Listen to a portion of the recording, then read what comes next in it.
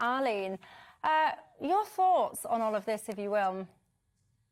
This all comes from the imposition of the protocol, which caused a barrier between Northern Ireland and the rest of the United Kingdom. So if you order goods from Great Britain now and you want them delivered into Northern Ireland, they have to go through a series of checks. That adds cost, obviously.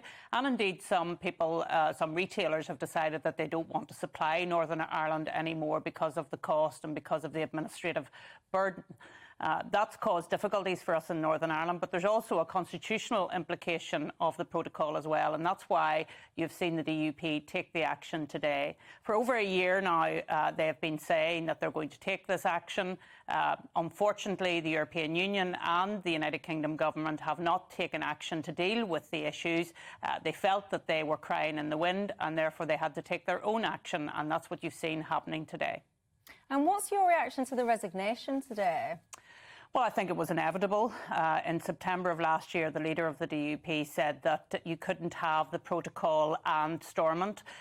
One needed to be dealt with, and that was the protocol. The protocol has not been dealt with, even though the United Kingdom have said in the past that they are going to deal with it. And indeed, our own Prime Minister said in the House of Commons last week that the implementation of the protocol was, quote unquote, insane. Now, if something's insane, you don't go along with it. But however, the government have continued to allow these checks to take place. They haven't taken action. And I don't think the DUP had any option but to take the action that they've taken today. And what would you say, Arlene, I don't know, if I've got a viewer in, say, England that's sitting here now saying, well, why should I care about what's happening in Northern Ireland? What would you say to them?